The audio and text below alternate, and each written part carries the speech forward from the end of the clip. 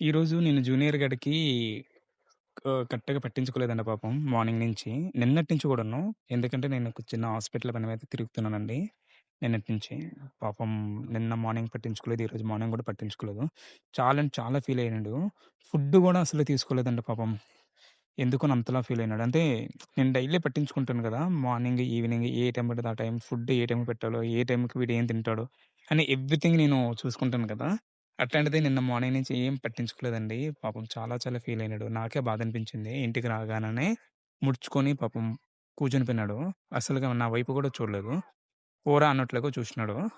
But నేనేం చేయలేను కదా! నా పనులు నేను చూసుకుంటున్నా. ఇంట్లో చెప్తున్నాను అందరికును. బట్ అందరుండేది వేరు, నిన్ను చూసుకున్నది వేరని చెప్పేసి అట్లా ఫీల్ అయినాడు జూనియర్.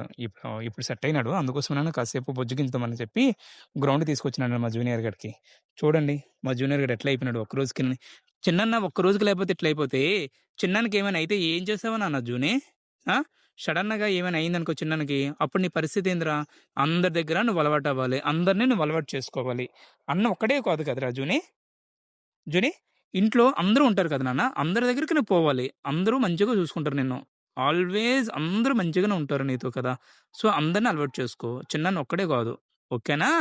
సరే. ఓకే.